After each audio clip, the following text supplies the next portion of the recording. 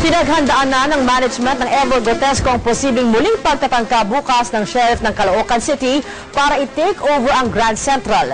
Nilinaw naman ni Mayor Recom Echeverri na wala siyang inihandang goons. Nagpapatrol sa Cecilar Rizabal. Pribadong nagpulong ang mga may-ari at abogado ng Ever Gotesco Caloocan para ikasa ang kanilang gagawin. Sakaling ipilit muli ang pag-take over sa mall ni Caloocan Mayor Recom Echeverri.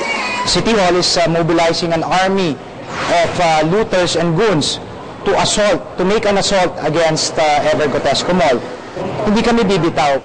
Bukas inaasahang itutuloy ang pagsisilbi sa writ of possession na inilabas ng Caloocan RTC branch laban sa Gotesco, base sa hiling ng munisipyo dahil sa utang umano sa buwis ng Gotesco. Pinabulaanan naman ni Mayor Echeverri na meron siyang goons na sapilitang magte-take over sa Gotesco bukas. Kung meron daw kikilo sa loob ng Gotesco, ito ay ang mga tauhan ng sheriff na naatasang iserve at ipatupad ang utos ng korte. Wala akong fino-form na goals for tomorrow.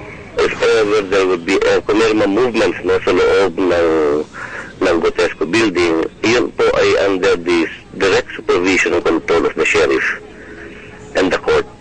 Plano rin ng Ever Gotesco na sampahan ng contempt charges si Mayor Echeverri dahil sa pagbaliwala sa naunang writ of preliminary injunction ng Manila RTC na nagbabawal sa pag-take over sa mall.